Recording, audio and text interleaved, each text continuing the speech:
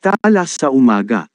Isayas Kapitulo 14 na versikulo 12 hanggang 20. Ano't nahulog ka mula sa langit, o talas sa umaga, anak ng umaga? Paanong ikaw ay lumagpak sa lupa, ikaw na siyang nagpahina sa mga bansa?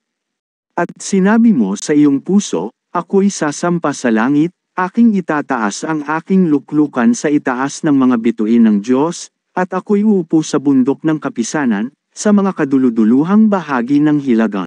Ako'y sasampa sa itaas ng mga kaitaasan ng mga alapaap, ako'y magiging gaya ng kataas-taasan. Gayon may mabababa ka sa libingan, sa mga kaduluduluhang bahagi ng hukay. Silang nakakakita sa iyo ay magsisititig sa iyo, kanilang mamasdan ka, na mangagsasabi, ito baga ang lalaki na nagpayanig ng lupa, na pagpauga ng mga kaharian, na ginawang gaya ng ilang angsang libutan, at gumiba ng mga bayan nito, na hindi nagpakawala ng kanyang mga bilanggo upang magsiuwi. Lahat ng mga hari ng mga bansa, silang lahat, nang gatutulog sa kaluwalhatian, bawat isa'y sa kanyang sariling bahay.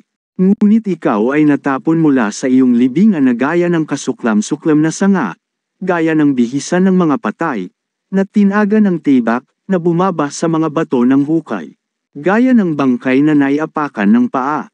Ikaw ay hindi malalakip sa kanila sa libingan, sapagkat iyong sinira ang iyong lupain, iyong pinatay ang iyong bayan, ang angkan ng mga manggagawa ng kasamaan ay hindi lalagi magpakailanman.